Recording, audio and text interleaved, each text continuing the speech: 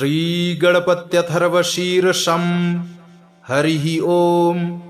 नमस्ते गणपतये त्वमेव प्रत्यक्षं तत्त्वमसि, त्वमेव केवलं कर्तासि, त्वमेव केवलं धर्तासि, त्वमेव केवलं हर्तासि, त्वमेव सर्वं खल्विदं ब्रह्मासि, त्वं साक्षादात्मासि नित्यं। ऋतं वच्मि सत्यं वच्मि, अवत्वं माम् अववक्तारम् अवश्रोतारम् अवदातारम् अवधातारम् अवानुचानमवशिष्यम् अवपश्चात्तात् अवपुरस्तात् अवचोत्तरात्तात् अवदक्षिणात्तात् अवचोर्ध्वात्तात् अवाधरात्तात् सर्वतो मां पाहि पाहि समन्तात्। त्वं वाङ्मयस्त्वं चिन्मयः, त्वमानन्दमयस्त्वं ब्रह्ममयः, त्वं सच्चिदानन्दाद्वितीयोऽसि, त्वं प्रत्यक्षं ब्रह्मासि, त्वं ज्ञानमयो विज्ञानमयोऽसि। सर्वं जगदिदं त्वत्तो जायते, सर्वं जगदिदं त्वत्तिष्ठति, सर्वं जगदिदं त्वयि लयमेष्यति, सर्वं जगदिदं त्वयि प्रत्येति। त्वं भूमिरापो नलो नीलो नभः, त्वं चत्वारि वाक्पदानि, त्वं गुणत्रयातीतः, त्वं कालत्रयातीतः, त्वं देहत्रयातीतः, त्वं मूलाधारस्थितोऽसि नित्यं, त्वं शक्तित्रयात्मकः, त्वां योगिनो ध्यायन्ति नित्यं। त्वं ब्रह्मा त्वं विष्णुस्त्वं रुद्रस्त्वमिन्द्रस् त्वमग्निस् त्वं वायुस् त्वं सूर्यस् त्वं चन्द्रमास् त्वं ब्रह्मभूर्भुवः सुरोम। गणादिं पूर्वमुच्चार्य वर्णादिं तदनन्तरम् अनुस्वारः परतरः अर्धेन्दुलसितं तारेण रुद्धम् एतत्तव मनुस्वरूपम्। गकारः पूर्वरूपम्, अकारो मध्यमरूपम्, अनुस्वारश्चान्त्यरूपम्, बिन्दुरुत्तररूपम्। नादः सन्धानं, संहिता सन्धिः, सैषा गणेशविद्या गणकऋषिः। निच्छृद्गायत्री छन्दः, श्रीमहागणपतिर्देवता। ॐ गं गणपतये नमः। एकदन्ताय विद्महे वक्रतुण्डाय धीमहि तन्नो दन्ती प्रचोदयात्। एकदन्तं चतुर्हस्तं पाशमङ्कुशधारिणम् अभयं वरदं हस्तैर्बिभ्राणं मूषकध्वजं। रक्तं लम्बोदरं शूर्पकर्णकं रक्तवाससं, रक्तगन्धानुलिप्ताङ्गं रक्तपुष्पैः सुपूजितं। भक्तानुकम्पिनं देवं जगत्कारणमच्युतम्। आविर्भूतं च सृष्ट्यादौ प्रकृतेः पुरुषात् परम्। एवं ध्यायति यो नित्यं स योगी योगिनां वरः। नमो व्रातपतये नमो गणपतये नमः प्रमथपतये। नमस्तेऽस्तु लम्बोदरायैकदन्ताय विघ्नविनाशिने शिवसुताय श्रीवरदमूर्तये नमो नमः। हरिः ॐ। नमस्ते गणपतये त्वमेव प्रत्यक्षं तत्त्वमसि, त्वमेव केवलं कर्तासि, त्वमेव केवलं धर्तासि, त्वमेव केवलं हर्तासि, त्वमेव सर्वं खल्विदं ब्रह्मासि, त्वं साक्षादात्मासि नित्यं। ऋतं वच्मि सत्यं वच्मि, अवत्वं माम् अववक्तारम् अवश्रोतारम् अवदातारम् अवधातारम् अवानुचानमवशिष्यम् अवपश्चात्तात् अवपुरस्तात् अवचोत्तरात्तात् अवदक्षिणात्तात् अवचोर्ध्वात्तात् अवाधरात्तात् सर्वतो मां पाहि पाहि समन्तात्। त्वं वाङ्मयस्त्वं चिन्मयः, त्वमानन्दमयस्त्वं ब्रह्ममयः, त्वं सच्चिदानन्दाद्वितीयोऽसि, त्वं प्रत्यक्षं ब्रह्मासि, त्वं ज्ञानमयो विज्ञानमयोऽसि। सर्वं जगदिदं त्वत्तो जायते, सर्वं जगदिदं त्वत्तिष्ठति, सर्वं जगदिदं त्वयि लयमेष्यति, सर्वं जगदिदं त्वयि प्रत्येति। त्वं भूमिरापो नलो नीलो नभः, त्वं चत्वारि वाक्पदानि, त्वं गुणत्रयातीतः, त्वं कालत्रयातीतः, त्वं देहत्रयातीतः, त्वं मूलाधारस्थितोऽसि नित्यं, त्वं शक्तित्रयात्मकः, त्वां योगिनो ध्यायन्ति नित्यं। त्वं ब्रह्मा त्वं विष्णुस्त्वं रुद्रस्त्वमिन्द्रस्त्वमग्निस्त्वं वायुस्त्वं सूर्यस्त्वं चन्द्रमास्त्वं ब्रह्म भूर्भुवः सुरोम गणादिं पूर्वमुच्चार्य वर्णादिं तदनन्तरम् अनुस्वारः परतरः अर्धेन्दुलसितं तारेण रुद्धम् एतत्तव मनुस्वरूपं। गकारः पूर्वरूपम्, अकारो मध्यमरूपम्, अनुस्वारश्चान्त्यरूपम्, बिन्दुरुत्तररूपम्, नादः सन्धानं, संहिता सन्धिः। सैषा गणेशविद्या गणकऋषिः निच्छृद्गायत्री छन्दः। श्रीमहागणपतिर्देवता। ॐ गं गणपतये नमः। एकदन्ताय विद्महे वक्रतुण्डाय धीमहि तन्नो दन्ती प्रचोदयात्। एकदन्तं चतुर्हस्तं पाशमङ्कुशधारिणम् अभयं वरदं हस्तैर्बिभ्राणं मूषकध्वजं रक्तं लम्बोदरं शूर्पकर्णकं रक्तवाससं रक्तगन्धानुलिप्ताङ्गं रक्तपुष्पैः सुपूजितं भक्तानुकम्पिनं देवं जगत्कारणमच्युतम् आविर्भूतं च सृष्ट्यादौ प्रकृतेः पुरुषात् परम् एवं ध्यायति यो नित्यं स योगी योगिनां वरः। नमो व्रातपतये नमो गणपतये नमः प्रमथपतये नमस्तेऽस्तु लम्बोदरायैकदन्ताय विघ्नविनाशिने शिवसुताय श्रीवरदमूर्तये नमो नमः। हरिः ॐ। नमस्ते गणपतये त्वमेव प्रत्यक्षं तत्त्वमसि, त्वमेव केवलं कर्तासि, त्वमेव केवलं धर्तासि, त्वमेव केवलं हर्तासि, त्वमेव सर्वं खल्विदं ब्रह्मासि, त्वं साक्षादात्मासि नित्यं। ऋतं वच्मि सत्यं वच्मि अवत्वं माम् अववक्तारम् अवश्रोतारम् अवदातारम् अवधातारम् अवानूचानमवशिष्यम् अवपश्चात्तात् अवपुरस्तात् अवचोत्तरात्तात् अवदक्षिणात्तात् अवचोर्ध्वात्तात् अवाधरात्तात् सर्वतो मां पाहि पाहि समन्तात्। त्वं वाङ्मयस्त्वं चिन्मयः त्वमानन्दमयस्त्वं ब्रह्ममयः त्वं सच्चिदानन्दाद्वितीयोऽसि त्वं प्रत्यक्षं ब्रह्मासि त्वं ज्ञानमयो विज्ञानमयोऽसि। सर्वं जगदिदं त्वत्तो जायते, सर्वं जगदिदं त्वत्तिष्ठति, सर्वं जगदिदं त्वयि लयमेष्यति, सर्वं जगदिदं त्वयि प्रत्येति।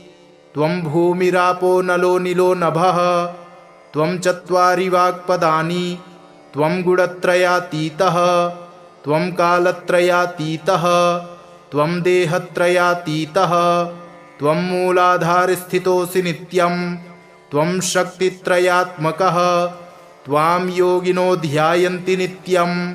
त्वं ब्रह्मा त्वं विष्णुस्त्वं रुद्रस्त्वमिन्द्रस्त्वमग्निस्त्वं वायुस्त्वं सूर्यस्त्वं चन्द्रमास्त्वं ब्रह्म भूर्भुवः सुरोम गणादिं पूर्वमुच्चार्य वर्णादिं तदनन्तरम् अनुस्वारः परतरः अर्धेन्दुलसितं तारेण रुद्धम् एतत्तव मनुस्वरूपं।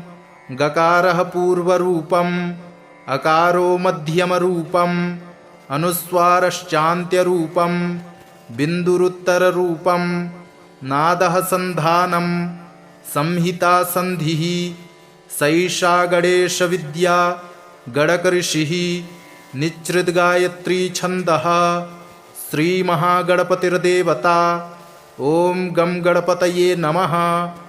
एकदन्ताय विद्महे वक्रतुण्डाय धीमहि तन्नो दन्ती प्रचोदयात्। एकदन्तं चतुर्हस्तं पाशमङ्कुशधारिणम् अभयं वरदं हस्तैर्बिभ्राडं मूषकध्वजं रक्तं लम्बोदरं शूर्पकर्णकं रक्तवाससं रक्तगन्धानुलिप्ताङ्गं रक्तपुष्पैः सुपूजितं भक्तानुकम्पिनं देवं जगत्कारणमच्युतम् आविर्भूतं च सृष्ट्यादौ प्रकृतेः पुरुषात् परम् एवं ध्यायति यो नित्यं स योगी योगिनां वरः। नमो व्रातपतये नमो गणपतये नमः प्रमथपतये नमस्तेऽस्तु लम्बोदरायैकदन्ताय विघ्नविनाशिने शिवसुताय श्रीवरदमूर्तये नमो नमः। हरिः ॐ। नमस्ते गणपतये त्वमेव प्रत्यक्षं तत्त्वमसि त्वमेव केवलं कर्तासि त्वमेव केवलं धर्तासि त्वमेव केवलं हर्तासि त्वमेव सर्वं खल्विदं ब्रह्मासि त्वं साक्षादात्मासि नित्यं ऋतं वच्मि सत्यं वच्मि अवत्वं माम् अववक्तारम् अवश्रोतारम् अवदातारम् अवधातारम् अवानूचानमवशिष्यम् अवपश्चात्तात् अवपुरस्तात् अवचोत्तरात्तात् अवदक्षिणात्तात् अवचोर्ध्वात्तात् अवाधरात्तात् सर्वतो मां पाहि पाहि समन्तात्। त्वं वाङ्मयस्त्वं चिन्मयः त्वमानन्दमयस्त्वं ब्रह्ममयः त्वं सच्चिदानन्दाद्वितीयोऽसि त्वं प्रत्यक्षं ब्रह्मासि त्वं ज्ञानमयो विज्ञानमयोऽसि सर्वं जगदिदं त्वत्तो जायते सर्वं जगदिदं त्वत्तिष्ठति सर्वं जगदिदं त्वयि लयमेष्यति सर्वं जगदिदं त्वयि प्रत्येति। त्वं भूमिरापो नलो निलो नभः त्वं चत्वारि वाक्पदानि त्वं गुणत्रयातीतः त्वं कालत्रयातीतः त्वं देहत्रयातीतः त्वं मूलाधारस्थितोऽसि नित्यं त्वं शक्तित्रयात्मकः त्वां योगिनो ध्यायन्ति नित्यं त्वं ब्रह्मा त्वं विष्णुस्त्वं रुद्रस्त्वमिन्द्रस्त्वमग्निस्त्वं वायुस्त्वं सूर्यस्त्वं चन्द्रमास्त्वं ब्रह्मभूर्भुवः सुरोम गणादिं पूर्वमुच्चार्य वर्णादिं तदनन्तरम् अनुस्वारः परतरः अर्धेन्दुलसितं तारेण रुद्धम् एतत्तव मनुस्वरूपं गकारः पूर्वरूपम् अकारो मध्यमरूपम् अनुस्वारश्चान्त्यरूपं बिन्दुरुत्तररूपं नादः सन्धानं संहिता संधिः सैषा गणेशविद्या गणकऋषिः निच्छृद्गायत्री छन्दः श्रीमहागणपतिर्देवता। ॐ गं गणपतये नमः। एकदन्ताय विद्महे वक्रतुण्डाय धीमहि तन्नो दन्ती प्रचोदयात्। एकदन्तं चतुर्हस्तं पाशमङ्कुशधारिणम् अभयं वरदं हस्तैर्बिभ्राडं मूषकध्वजं रक्तं लम्बोदरं शूर्पकर्णकं रक्तवाससं रक्तगन्धानुलिप्ताङ्गं रक्तपुष्पैः सुपूजितं भक्तानुकम्पिनं देवं जगत्कारणमच्युतम् आविर्भूतं च सृष्ट्यादौ प्रकृतेः पुरुषात् परम् एवं ध्यायति यो नित्यं स योगी योगिनां वरः। नमो व्रातपतये नमो गणपतये नमः प्रमथपतये नमस्तेऽस्तु लम्बोदरायैकदन्ताय विघ्नविनाशिने शिवसुताय श्रीवरदमूर्तये नमो नमः। हरिः ओम्। नमस्ते गणपतये। त्वमेव प्रत्यक्षं तत्त्वमसि। त्वमेव केवलं कर्तासि। त्वमेव केवलं धर्तासि। त्वमेव केवलं हर्तासि। त्वमेव सर्वं खल्विदं ब्रह्मासि। त्वं साक्षादात्मासि नित्यं। ऋतं वच्मि सत्यं वच्मि। अवत्वं माम् अववक्तारम् अवश्रोतारम् अवदातारम् अवधातारम् अवानोचानमवशिष्यम् अवपश्चात्तात् अवपुरस्तात् अवचोत्तरात्तात् अवदक्षिणात्तात् अवचोर्ध्वात्तात् अवाधरात्तात् सर्वतो मां पाहि पाहि समन्तात्। त्वं वाङ्मयस्त्वं चिन्मयः त्वमानन्दमयस्त्वं ब्रह्ममयः। त्वं सच्चिदानन्दाद्वितीयोऽसि। त्वं प्रत्यक्षं ब्रह्मासि। त्वं ज्ञानमयो विज्ञानमयोऽसि। सर्वं जगदिदं त्वत्तो जायते। सर्वं जगदिदं त्वत्तिष्ठति। सर्वं जगदिदं त्वयि लयमेष्यति। सर्वं जगदिदं त्वयि प्रत्येति। त्वं भूमिरापो नलो निलो नभः। त्वं चत्वारि वाक्पदानि। त्वं गुणत्रयातीतः। त्वं कालत्रयातीतः। त्वं देहत्रयातीतः। त्वं मूलाधारस्थितोऽसि नित्यं। त्वं शक्तित्रयात्मकः। त्वां योगिनो ध्यायन्ति नित्यं। त्वं ब्रह्मा त्वं विष्णुस्त्वं रुद्रस्त्वमिन्द्रस् त्वमग्निस् त्वं वायुस्त्वं सूर्यस्त्वं चन्द्रमास् त्वं ब्रह्मभूर्भुवः सुरोम। गणादिं पूर्वमुच्चार्य वर्णादिं तदनन्तरम् अनुस्वारः परतरः अर्धेन्दुलसितं तारेण रुद्धम् एतत्तव मनुस्वरूपं। गकारः पूर्वरूपम् अकारो मध्यमरूपम् अनुस्वारश्चान्त्यरूपं बिन्दुरुत्तररूपं। नादः सन्धानं संहिता सन्धिः। सैषा गणेशविद्या गणकऋषिः निच्छृद्गायत्री छन्दः। श्रीमहागणपतिर्देवता। ॐ गं गणपतये नमः। एकदन्ताय विद्महे वक्रतुण्डाय धीमहि तन्नो दन्ती प्रचोदयात्। एकदन्तं चतुर्हस्तं पाशमङ्कुशधारिणम् अभयं वरदं हस्तैर्बिभ्राणं मूषकध्वजम्। रक्तं लम्बोदरं शूर्पकर्णकं रक्तवाससं रक्तगन्धानुलिप्ताङ्गं रक्तपुष्पैः सुपूजितं। भक्तानुकम्पिनं देवं जगत्कारणमच्युतम्। आविर्भूतं च सृष्ट्यादौ प्रकृतेः पुरुषात् परम्। एवं ध्यायति यो नित्यं स योगी योगिनां वरः। नमो व्रातपतये नमो गणपतये नमः प्रमथपतये। नमस्तेऽस्तु लम्बोदरायैकदन्ताय विघ्नविनाशिने शिवसुताय श्रीवरदमूर्तये नमो नमः। हरिः ओम्। नमस्ते गणपतये। त्वमेव प्रत्यक्षं तत्त्वमसि। त्वमेव केवलं कर्तासि। त्वमेव केवलं धर्तासि। त्वमेव केवलं हर्तासि। त्वमेव सर्वं खल्विदं ब्रह्मासि। त्वं साक्षादात्मासि नित्यं। ऋतं वच्मि सत्यं वच्मि। अवत्वं माम् अववक्तारम् अवश्रोतारम् अवदातारम् अवधातारम् अवानोचानमवशिष्यम् अवपश्चात्तात् अवपुरस्तात् अवचोत्तरात्तात् अवदक्षिणात्तात् अवचोर्ध्वात्तात् अवाधरात्तात् सर्वतो मां पाहि पाहि समन्तात्। त्वं वाङ्मयस्त्वं चिन्मयः त्वमानन्दमयस्त्वं ब्रह्ममयः। त्वं सच्चिदानन्दाद्वितीयोऽसि।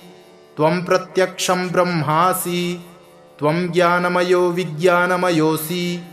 सर्वं जगदिदं त्वत्तो जायते, सर्वं जगदिदं त्वत्तिष्ठति, सर्वं जगदिदं त्वयि लयमेष्यति, सर्वं जगदिदं त्वयि प्रत्येति। त्वं भूमिरापो नलो निलो नभः, त्वं चत्वारि वाक्पदानि, त्वं गुणत्रयातीतः, त्वं कालत्रयातीतः, त्वं देहत्रयातीतः, त्वं मूलाधारस्थितोऽसि नित्यं, त्वं शक्तित्रयात्मकः, त्वां योगिनो ध्यायन्ति नित्यं। त्वं ब्रह्मा त्वं विष्णुस्त्वं रुद्रस्त्वमिन्द्रस्त्वमग्निस्त्वं वायुस्त्वं सूर्यस्त्वं चन्द्रमास्त्वं ब्रह्म भूर्भुवः सुरोम। गणादिं पूर्वमुच्चार्य वर्णादिं तदनन्तरम् अनुस्वारः परतरः अर्धेन्दुलसितं तारेण रुद्धम् एतत्तव मनुस्वरूपं। गकारः पूर्वरूपम्, अकारो मध्यमरूपम्, अनुस्वारश्चान्त्यरूपम्, बिन्दुरुत्तररूपम्, नादः सन्धानम्, संहिता सन्धिः। सैषा गणेशविद्या गणकऋषिः निच्छृद्गायत्री छन्दः। श्रीमहागणपतिर्देवता। ॐ गं गणपतये नमः।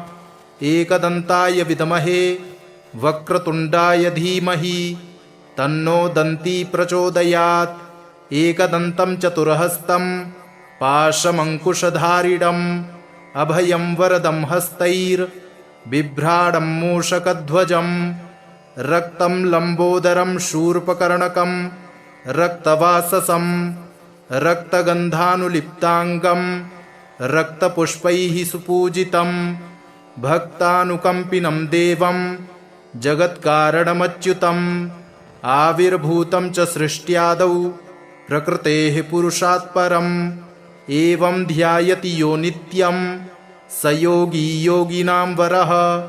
नमो व्रातपतये नमो गणपतये नमः प्रमथपतये नमस्तेऽस्तु लम्बोदरायैकदन्ताय विघ्नविनाशिने शिवसुताय श्रीवरदमूर्तये नमो नमः। हरिः ॐ। नमस्ते गणपतये। त्वमेव प्रत्यक्षं तत्त्वमसि, त्वमेव केवलं कर्तासि, त्वमेव केवलं धर्तासि, त्वमेव केवलं हर्तासि, त्वमेव सर्वं खल्विदं ब्रह्मासि। त्वं साक्षादात्मासि नित्यं। ऋतं वच्मि सत्यं वच्मि अवत्वं माम् अववक्तारम् अवश्रोतारम् अवदातारम् अवधातारम् अवानूचानमवशिष्यम् अवपश्चात्तात् अवपुरस्तात् अवचोत्तरात्तात् अवदक्षिणात्तात् अवचोर्ध्वात्तात् अवाधरात्तात् सर्वतो मां पाहि पाहि समन्तात्। त्वं वाङ्मयस्त्वं चिन्मयः त्वमानन्दमयस्त्वं ब्रह्ममयः त्वं सच्चिदानन्दाद्वितीयोऽसि त्वं प्रत्यक्षं ब्रह्मासि त्वं ज्ञानमयो विज्ञानमयोऽसि। सर्वं जगदिदं त्वत्तो जायते, सर्वं जगदिदं त्वत्तिष्ठति, सर्वं जगदिदं त्वयि लयमेष्यति, सर्वं जगदिदं त्वयि प्रत्येति। त्वं भूमिरापो नलो निलो नभः, त्वं चत्वारि वाक्पदानि, त्वं गुणत्रयातीतः, त्वं कालत्रयातीतः, त्वं देहत्रयातीतः, त्वं मूलाधारस्थितोऽसि नित्यं, त्वं शक्तित्रयात्मकः, त्वां योगिनो ध्यायन्ति नित्यं। त्वं ब्रह्मा त्वं विष्णुस्त्वं रुद्रस्त्वमिन्द्रस्त्वमग्निस्त्वं वायुस्त्वं सूर्यस्त्वं चन्द्रमास्त्वं ब्रह्म भूर्भुवः सुरोम। गणादिं पूर्वमुच्चार्य वर्णादिं तदनन्तरम् अनुस्वारः परतरः अर्धेन्दुलसितं तारेण रुद्धम् एतत्तव मनुस्वरूपं। गकारः पूर्वरूपम्, अकारो मध्यमरूपम्, अनुस्वारश्चान्त्यरूपम्, बिन्दुरुत्तररूपम्, नादः सन्धानम्, संहिता संधिः सैषा गणेशविद्या गणकऋषिः निच्छृद्गायत्री छन्दः श्रीमहागणपतिर्देवता। ॐ गं गणपतये नमः। एकदन्ताय विद्महे वक्रतुण्डाय धीमहि तन्नो दन्ती प्रचोदयात्। एकदन्तं चतुर्हस्तं पाशमङ्कुशधारिणम् अभयं वरदं हस्तैर्बिभ्राणं मूषकध्वजं रक्तं लम्बोदरं शूर्पकर्णकं रक्तवाससं रक्तगन्धानुलिप्ताङ्गं रक्तपुष्पैः सुपूजितं भक्तानुकम्पिनं देवं जगत्कारणमच्युतम् आविर्भूतं च सृष्ट्यादौ प्रकृतेः पुरुषात् परम् एवं ध्यायति यो नित्यं स योगी योगिनां वरः। नमो व्रातपतये नमो गणपतये नमः प्रमथपतये नमस्तेऽस्तु लम्बोदरायैकदन्ताय विघ्नविनाशिने शिवसुताय श्रीवरदमूर्तये नमो नमः। हरिः ॐ। नमस्ते गणपतये त्वमेव प्रत्यक्षं तत्त्वमसि त्वमेव केवलं कर्तासि त्वमेव केवलं धर्तासि त्वमेव केवलं हर्तासि त्वमेव सर्वं खल्विदं ब्रह्मासि त्वं साक्षादात्मासि नित्यं ऋतं वच्मि सत्यं वच्मि अवत्वं माम् अववक्तारम् अवश्रोतारम् अवदातारम् अवधातारम् अवानूचानमवशिष्यम् अवपश्चात्तात् अवपुरस्तात् अवचोत्तरात्तात् अवदक्षिणात्तात् अवचोर्ध्वात्तात् अवाधरात्तात् सर्वतो मां पाहि पाहि समन्तात्। त्वं वाङ्मयस्त्वं चिन्मयः त्वमानन्दमयस्त्वं ब्रह्ममयः त्वं सच्चिदानन्दाद्वितीयोऽसि त्वं प्रत्यक्षं ब्रह्मासि त्वं ज्ञानमयो विज्ञानमयोऽसि सर्वं जगदिदं त्वत्तो जायते सर्वं जगदिदं त्वत्तिष्ठति सर्वं जगदिदं त्वयि लयमेष्यति सर्वं जगदिदं त्वयि प्रत्येति। त्वं भूमिरापो नलो निलो नभः त्वं चत्वारि वाक्पदानि त्वं गुणत्रयातीतः त्वं कालत्रयातीतः त्वं देहत्रयातीतः त्वं मूलाधारस्थितोऽसि नित्यं त्वं शक्तित्रयात्मकः त्वां योगिनो ध्यायन्ति नित्यं त्वं ब्रह्मा त्वं विष्णुस्त्वं रुद्रस्त्वमिन्द्रस्त्वमग्निस्त्वं वायुस्त्वं सूर्यस्त्वं चन्द्रमास्त्वं ब्रह्मभूर्भुवः सुरोम गणादिं पूर्वमुच्चार्य वर्णादिं तदनन्तरम् अनुस्वारः परतरः अर्धेन्दुलसितं तारेण रुद्धम् एतत्तव मनुस्वरूपं गकारः पूर्वरूपम् अकारो मध्यमरूपम् अनुस्वारश्चान्त्यरूपं बिन्दुरुत्तररूपं नादः सन्धानं संहिता संधिः सैषा गणेशविद्या गणकऋषिः निच्छृद्गायत्री छन्दः श्रीमहागणपतिर्देवता। ॐ गं गणपतये नमः। एकदन्ताय विद्महे वक्रतुण्डाय धीमहि तन्नो दन्ती प्रचोदयात्।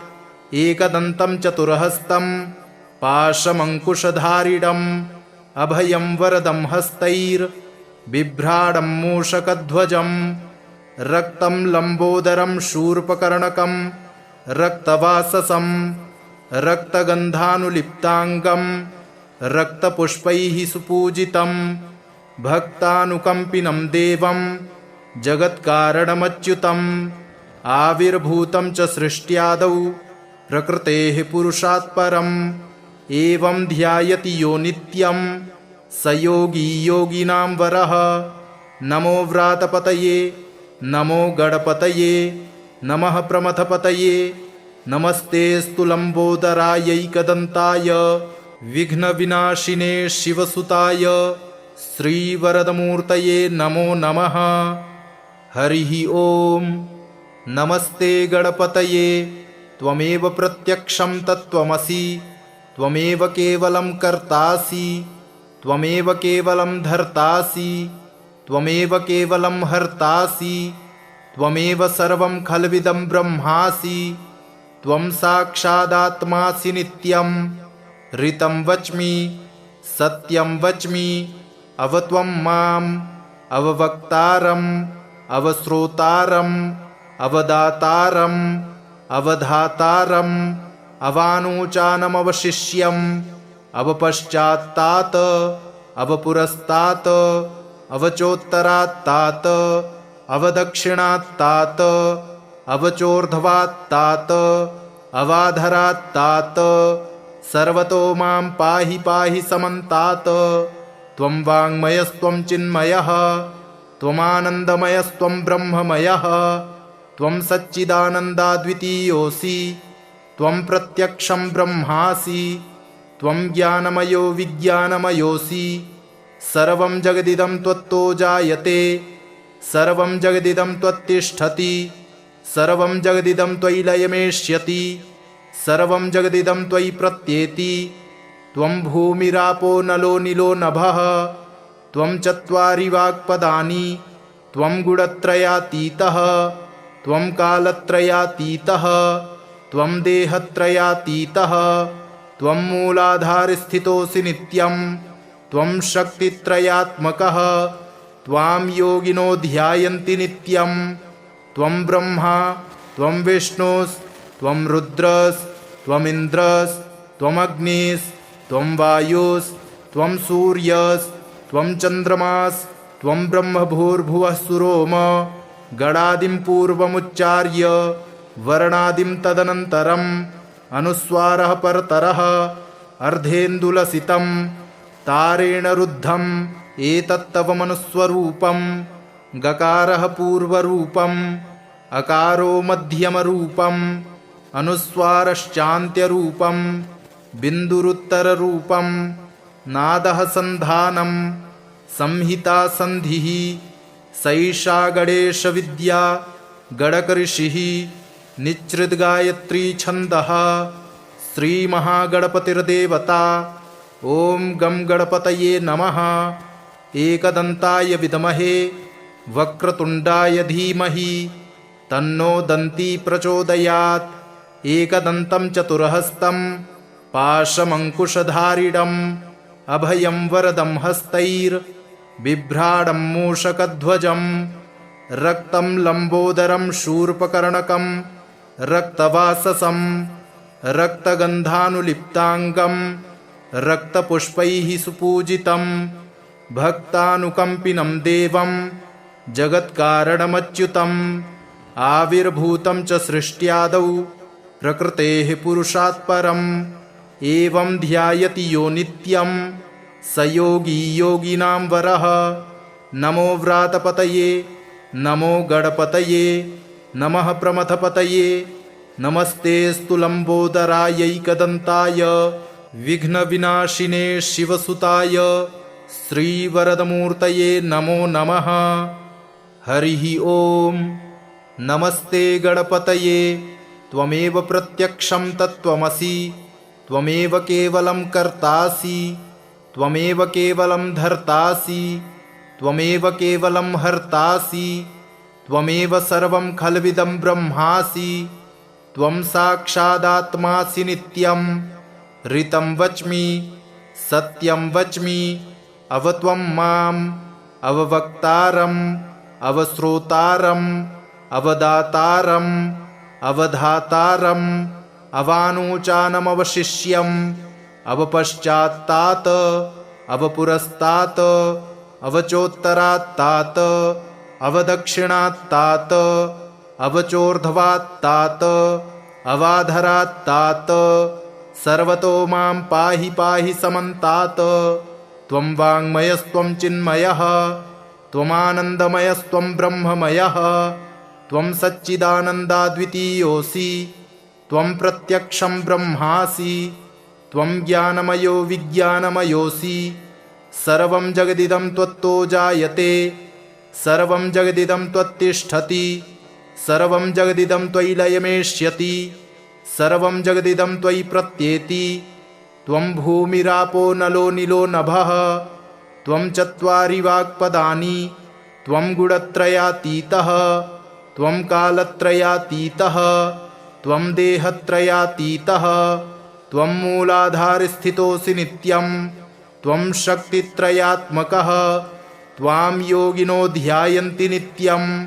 त्वं ब्रह्मा त्वं विष्णुस्त्वं रुद्रस्त्वमिन्द्रस्त्वमग्निस्त्वं वायुस्त्वं सूर्यस्त्वं चन्द्रमास्त्वं ब्रह्म भूर्भुवः सुरोम।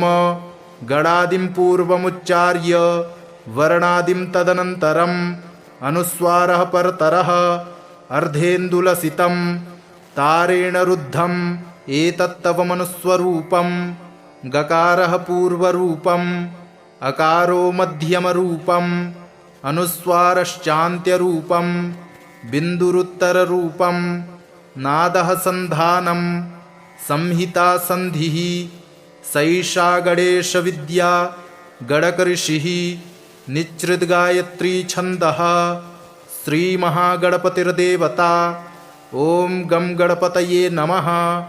एकदन्ताय विद्महे वक्रतुण्डाय धीमहि तन्नो दन्ती प्रचोदयात्। एकदन्तं चतुर्हस्तं पाशमङ्कुशधारिणम् अभयं वरदं हस्तैर्बिभ्राणं मूषकध्वजम्।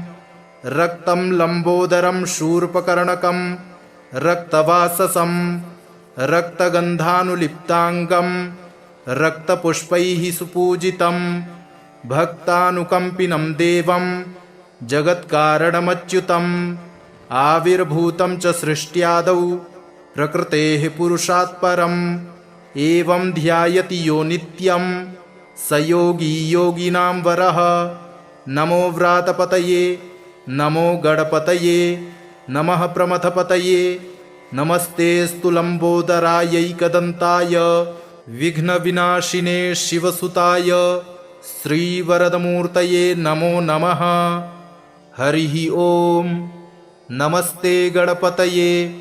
त्वमेव प्रत्यक्षं तत्त्वमसि, त्वमेव केवलं कर्तासि, त्वमेव केवलं धर्तासि, त्वमेव केवलं हर्तासि, त्वमेव सर्वं खल्विदं ब्रह्मासि। त्वं साक्षादात्मासि नित्यं। ऋतं वच्मि सत्यं वच्मि अवत्वं माम् अववक्तारम् अवश्रोतारम् अवदातारम् अवधातारम् अवानूचानमवशिष्यम् अवपश्चात्तात् अवपुरस्तात् अवचोत्तरात्तात् अवदक्षिणात्तात् अवचोर्ध्वात्तात् अवाधरात्तात्।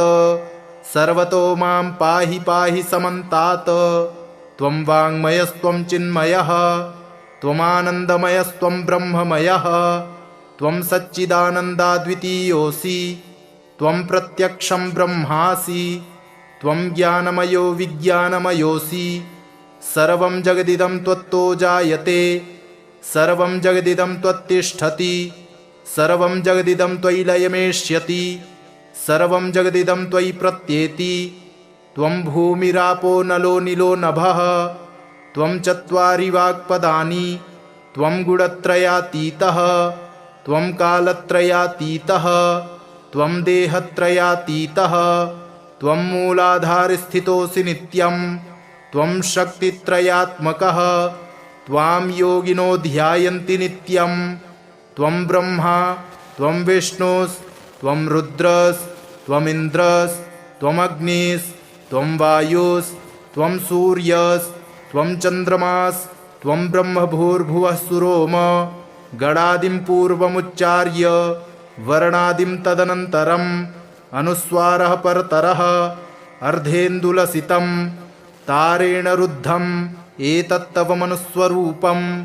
गकारः पूर्वरूपम्, अकारो मध्यमरूपम्, अनुस्वारश्चान्त्यरूपम्, बिन्दुरुत्तररूपम्, नादः सन्धानं, संहिता संधिः सैषा गणेशविद्या गणकऋषिः निच्छृद्गायत्री छन्दः श्रीमहागणपतिर्देवता। ॐ गं गणपतये नमः। एकदन्ताय विद्महे वक्रतुण्डाय धीमहि तन्नो दन्ती प्रचोदयात्। एकदन्तं चतुर्हस्तं पाशमङ्कुशधारिणम् अभयं वरदं हस्तैर्बिभ्राणं मूषकध्वजम् रक्तं लम्बोदरं शूर्पकर्णकं रक्तवाससं रक्तगन्धानुलिप्ताङ्गं रक्तपुष्पैः सुपूजितं भक्तानुकम्पिनं देवं जगत्कारणमच्युतम् आविर्भूतं च सृष्ट्यादौ प्रकृतेः पुरुषात् परम् एवं ध्यायति यो नित्यं स योगी योगिनां वरः।